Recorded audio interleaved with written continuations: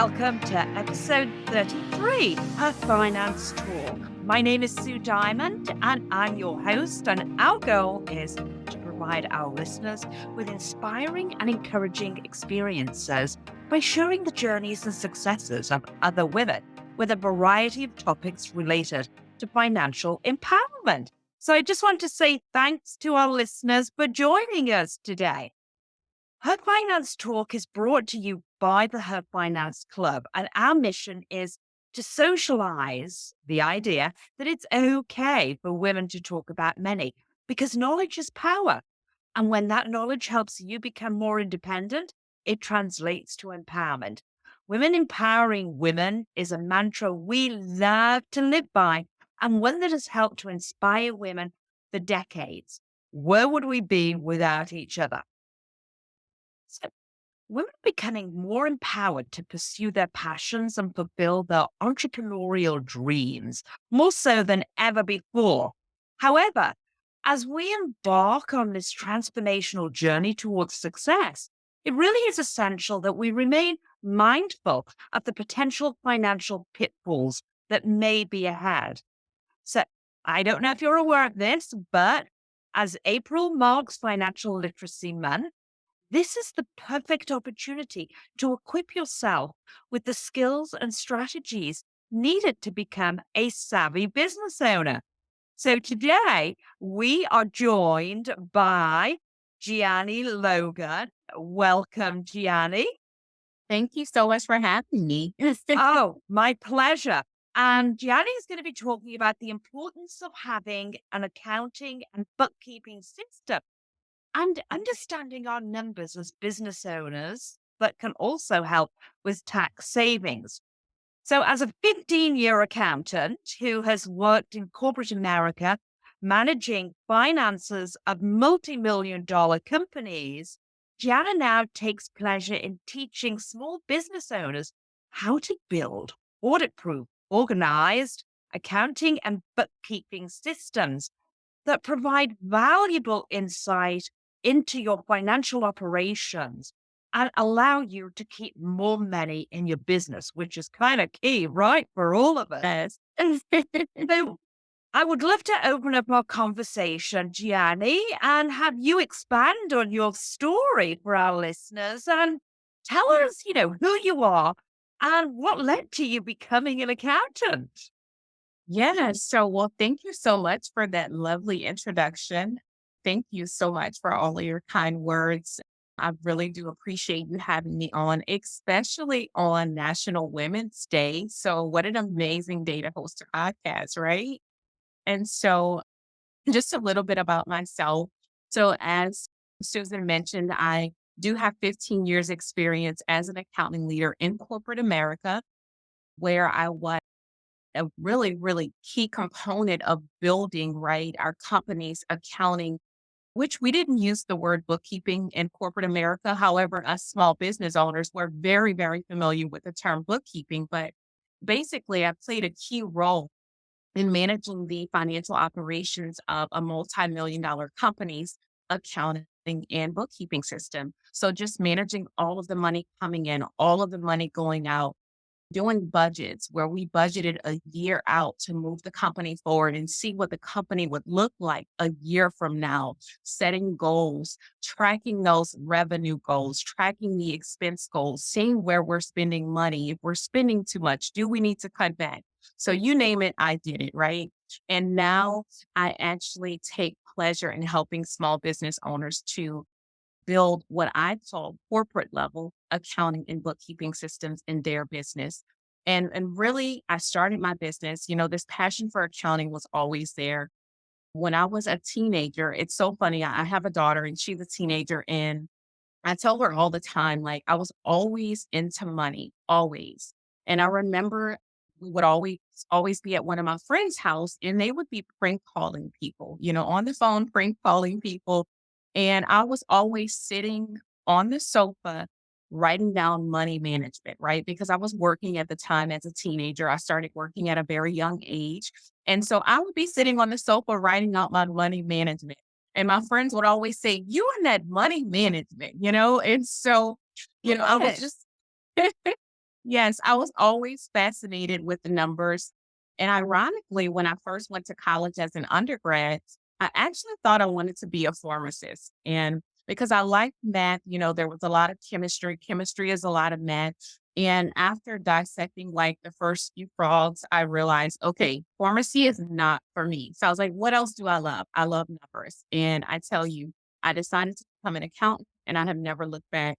I know that I'm made for this. I love numbers. I love spreadsheets. I love calculations. It all makes me happy. So I guess I'm kind of one of those weird people in the world who actually loves numbers, right? And so during that time, while I was working in corporate America, doing really, really well, really successful, I had my own epiphany moment where I was looking at my finances, doing my money management, and I looked back at how much money I had made that year. And I said to myself, where did all of my money go? Because I had nothing to show for it. I was a homeowner. I became a homeowner at a very young age in my 20s. But outside of owning a home, and I had a nice car, I really didn't have anything to show for it. And I said, where did all of my money go? So I got on this journey to get my own personal finances in order. So, yes, I was the accounting leader managing the finances for a multi-million dollar company, but I was not managing my own. And so I said, well, if I, as an accountant, am not managing my finances, then who else is not managing theirs, right? Because I have the skills, I have the understanding, right? I do money management all day long, right? And so I said, I'm going to start a business because I want to help people with their personal finances. I want to help them to get out of debt. I want to help them to create a plan, to budget, to save, to do investing, right? And then I had always done taxes because although in my tenure during corporate America, I was not a tax accountant. So everyone thinks that because you're an accountant, you're automatically a tax accountant. But there's different areas of accounting, right? That you can practice in. And for me, I was in financial operations. So again, I handled all the money coming in, money going out, budgeting, and so forth. So I never did taxes within our company. However, I understood taxes. And so long time ago, all my family was like, well, you're an accountant, you can do our taxes. So I started doing taxes probably about, gosh, almost 15 years ago now. And I did it for family, I did it for friends. And then, friends started telling other friends. And before you knew it, I was doing taxes on the side. And so I said, okay, I'm going to start a business because I want to help people with their personal finances, but I'll just add on taxes because I'm already doing it. Right. And so that's what I did. And so really my business was born out of me having my own personal finance epiphany moment where I realized I needed to get my finances in order, wanted to help other people do the same, and then just added taxes to that. And then before you know it, people started finding out my background. They said, wow, she works for, because if you look at my bio on social media, you'll see all of my degrees listed. You'll see the company that I work for. And so people said, oh God, okay, you're an accountant and you do all of this, you have all these degrees. Can you help me with my business? Right. So small business owners started coming to me, asking me to help them with their accounting and their bookkeeping. And my business actually evolved from personal finance to business finances. And so I started helping small business owners. And basically that's really how I got into this. That's how I really became the consultant that I am now to small business owners. And I don't do any personal finance consulting anymore. But, if I work with someone in any way that I can help, I'm always offering. But yeah, my business evolved into just solely, working with small business owners, helping them to, build accounting and bookkeeping systems, keep more money in their business, understand their numbers, and save money on taxes. Yeah, I mean, it's so needed, right? When we think about it, and of course, as your business has evolved from the personal finance side to the business side, you know how many, and predominantly I work with women, don't feel comfortable or don't know where to start when it comes to managing personal finances. And then when they're creating a business or working as an entrepreneur, then, there's a little more involved. But I think it's wonderful for our listeners to hear when you share. I was in accounting, and I didn't have my own steps sorted out, and I had to take a step back because I think all too often today, we're our own worst enemy, and we penalize ourselves thinking we should know more about money than we actually do. But the reality is, no one really teaches us about it. And I think you are a phenomenon when you say you were doing your money management as a teenager. Yes. I think that that's very unusual, but it's fabulous. Typically, it's not talked about in the home environment. It's not talked about at school. And then when we go to college, it's really only taught if you're doing accounting or you're doing business, there might be courses on money management. But outside of that, I think it's really important for our listeners to know you're not the only one. And there is a process.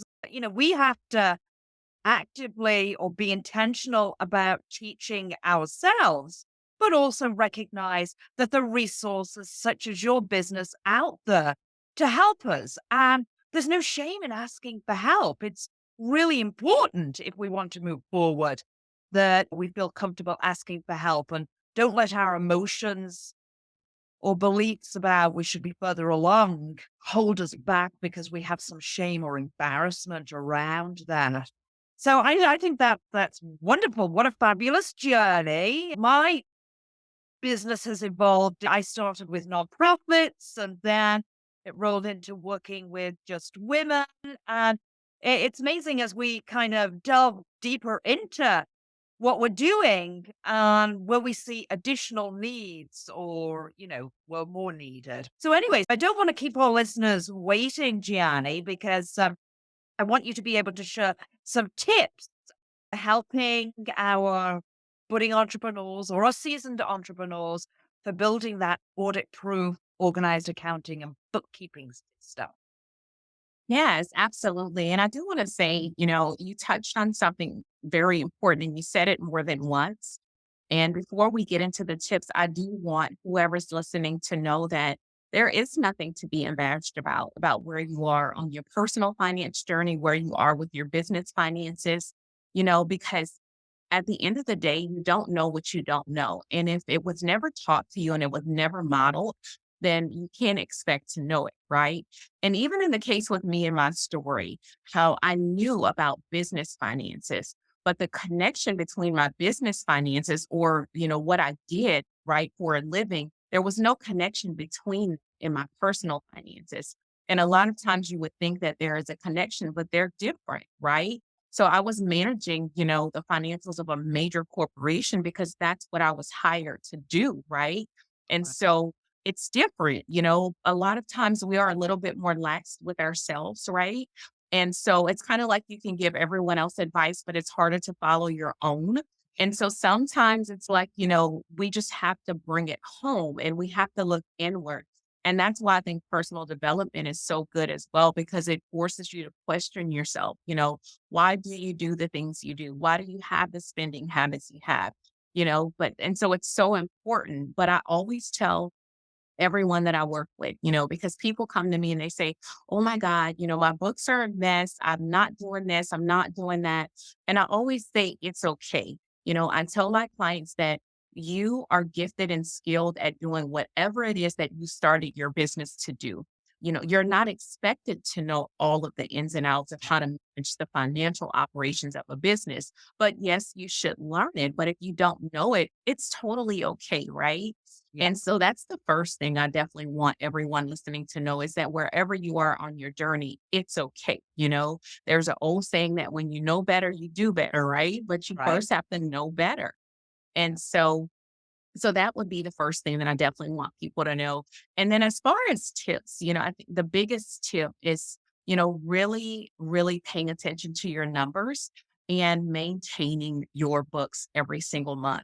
And it's really simple. I know that accounting and taxes can be very overwhelming, but when you are tracking every dollar of income that you make and every dollar of income that you spend, it becomes so much easier when you're doing it on a daily basis. And again, there's guidance out there. So maybe you say, well, I don't know how to track this. I don't know how to categorize it. I always tell business owners, think about what you're spending money on and why you're spending that money, because that's going to tell you what it should be. For example, if you pay for Canva, right? Canva is one resource that a lot of us use to Oh, create yeah. graphics. Okay. Why do you pay for Canva? Well, you pay for Canva so you can create graphics, but why do you really pay for Canva? You pay for Canva so you can create graphics to market your business. So, what does that make Canva? It's a marketing expense, right? So, when you're going through and you're trying to figure out, okay, well, how do I categorize things? Always ask yourself, why am I paying for this? Networking is a good one because I like to get my small business owners that I work with to think through these things. If you attend a networking event, why are you attending that event? To market yourself. It's a marketing expense. Or, for example, I had a client recently, every year they throw a huge event. It's a client appreciation event that they throw for all of their customers. And so she said, well, how do I record this? And I said, well, why do you throw the event? And she says, well, because I want to show my customers appreciation. And I said, but you also want to retain your customers, right? So you do it to retain your customers. At the heart of it, it's a marketing expense, you know? And so those are some of the things that I always tell small business owners. It starts with tracking all of your expenses and just knowing how to categorize it so that when you go back and you look at your numbers, you can say, okay, I've spent X amount of dollars in marketing. What type of return am I getting on it? Right? Is this even working for me? Is it causing me to earn more income? And that way you can then make decisions and make adjustments. And I always say that, our numbers are for us. I don't know a single major corporation or even just people that I'm connected with, who are really, really successful. They all say the same thing. They don't make decisions without looking at their numbers, right? And so just really getting small business owners to understand the importance of keeping records, right? Keeping your numbers, tracking your income, tracking your expenses so that you can make better business decisions and really grow your business based off of information, and not just what you think is working or you think is not working. So that's definitely my number one tip. And it's one of the best reasons to have an accounting and a bookkeeping system.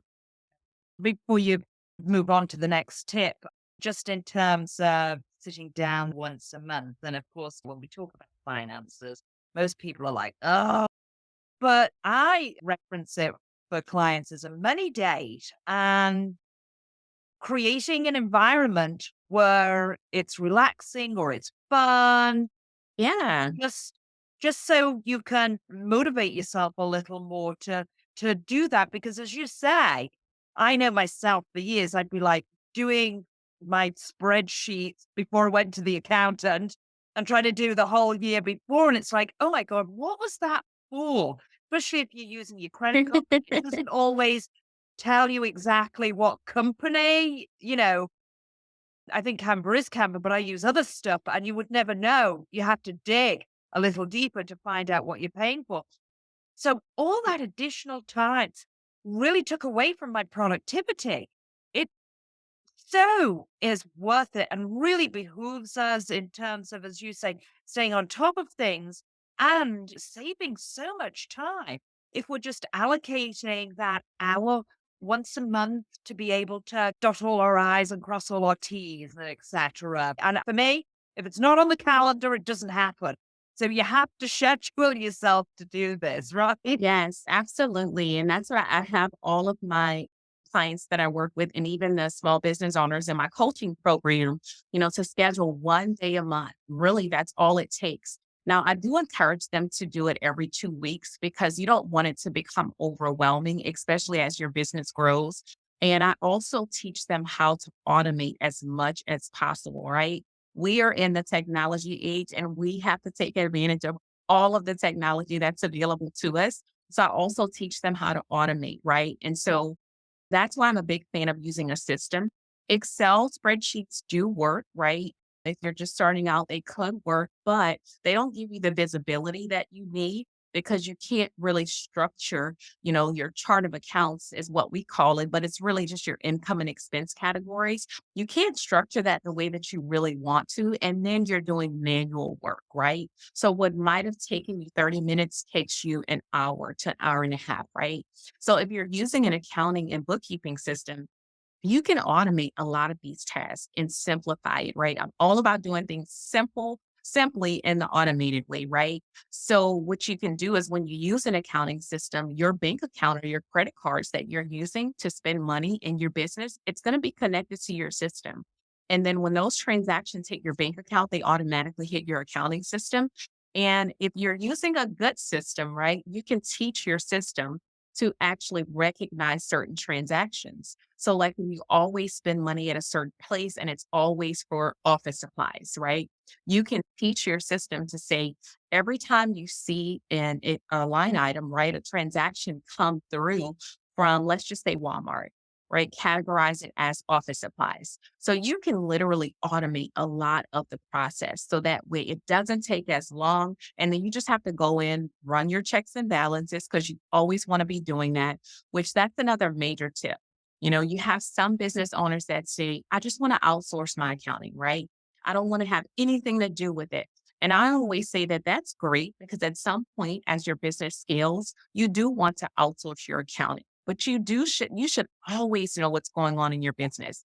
We have heard far too many horror stories about, things happening, owners being defrauded by their accountants.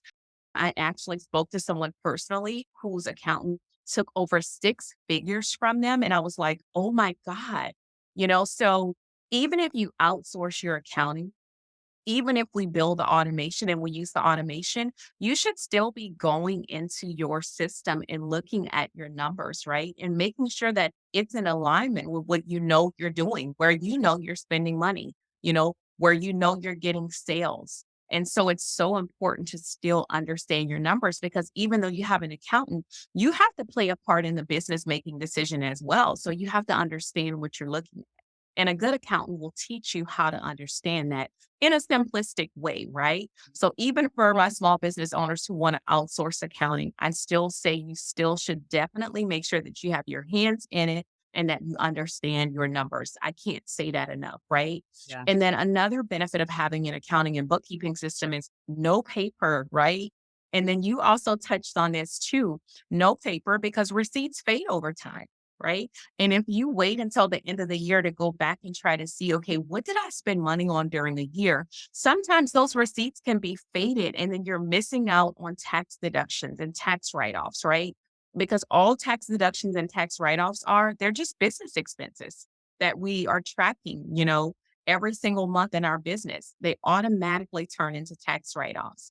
And so when you're doing that, keeping it up on a monthly basis, you're not missing out on anything because number one, you have no paper, so everything is electronic, right? And it's in your system. And then if you're ever asked to reproduce that information, you have it readily available as well. You don't have to search through, papers and files and folders, right? And speaking of records, I always say this. I don't like to use this three-letter word, but the IRS is real, right? And according to the IRS, if we do not have records, then we really can't prove we have a business. So that's another reason why it's so important for us to have an accounting and bookkeeping system because it proves that our business is real, right? Yeah. And so, and just also going back to what you said, Susan, about, having to go at the end of the year before you file your taxes and having to search and forget about what you paid for. You know, you take all of that out of the equation when you have an accounting and bookkeeping system that you keep up every single month. So there's so many benefits to having an accounting and bookkeeping system, just so many. Oh, yeah. I hear you. It makes life so much easier in so many ways, as you just pointed out to everybody. So I think it behooves our listeners who are entrepreneurs or thinking of becoming an entrepreneur to think about this. Certainly, it's never too late to start, right? We may not have some of those steps in place right now, but, get yourself in order so you can be the successful business owner that you want to be. I'm looking at the time. I can't believe this happens all the time. It goes so fast. And I want to ask you to share with our listeners, do you have an offer for them today, Gianni? Yes. So I would love to invite the listeners to join me in my small business coaching program. And that program is entitled Blueprint to Bookkeeping because it is where I actually teach small business owners how to establish their books every single month, right? How to build that audit proof, organized accounting and bookkeeping system that ensures that they make sure that they are tracking all expenses, all income, that they have information to be able to grow from, right? And then most importantly, everybody wants to save money on taxes. That's our number one thing, right? We all do not like taxes. And the easiest way to save money on taxes is to track your expenses every single month because again, those expenses turn into tax deductions. And so in that program, we meet every single week. It is a live program. I know there's a lot of pre-recorded content out there. And for the time being, it's live, right? Eventually, it may go to a pre-recorded course because I want to really reach millions. And there's only one of me, and there's so many people that I want to add to my team, only so many people. So for now, it's live. So we meet every single week where, again, I teach small business owners how to build their books. I teach them how to understand all of the different components, right? So sometimes I have people that come to me and they say, okay, well, what if I spend money on a credit card? Can I use that as an expense? Can I write that off? And I always say, well, who's responsible for paying that credit card back? You are. And so at the end of the day, you're paying that expense and you have every right to show it in your books and write it off at the end of the year, right? Or what if I get a loan? How do I record that in my books? I have no idea how to record this, right? How do I record the interest? What parts of it can I write it off? So we go through all of that in my small business coaching program. So I would love to invite the listeners to join me in my small business coaching program. Again, it's Blueprint to Bookkeeping. And I will make sure that there's a link that they can click on. And I'll also put a link as well, just for anyone who wants to maybe talk about it, before making that decision to join.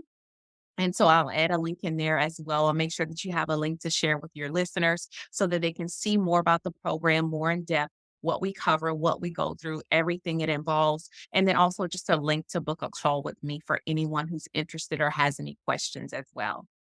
Okay, well, that's fabulous. Thank you so much, Gianni. Yes, thank And you. I thank you for sharing your knowledge and your expertise. It's been a pleasure. And I will make sure that the pertinent information and the links are in the show notes so our listeners can take advantage of those offers. So, as we close out, understanding the importance of financial literacy and how it can help you achieve greater success in your business is really key, as well as your personal life. So, again, Financial Literacy Month is a great reminder for us to take a few small steps to help improve your financial health so you can make better money decisions.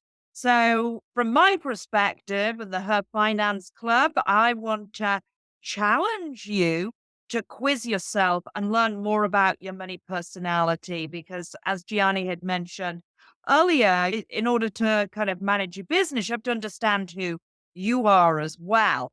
So I encourage you to take the quiz. What's your money MO? And find out, are you somebody who lives paycheck to paycheck? Do you spend every dime? Do you avoid the topic of money altogether, or are you a thrifting whiz? Managing your money requires self awareness, and knowing what kind of consumer you are allows you to adjust slightly and achieve your financial personal goals. And the quiz will help you identify your money style so you can build on your strengths and compensate for your weaknesses. So again, I'd like to take the time to remind everyone Her Finance Talk that's my alarm going off in case people can hear it, is brought to you by the Her Finance Club, where we support financial feminism, which stands for financial inclusion and equality for women, not only relating to their earnings, but also to building and keeping wealth. And of course, we will have several resources to support you on your journey in the show notes. Don't forget to subscribe, and we love your feedback. Get your personal financial question answered, or share a win with the community by leaving us a voicemail. So until the next time, Thank you again for joining us, Gianni, and our listeners. And here's to your financial well-being. Bye for now.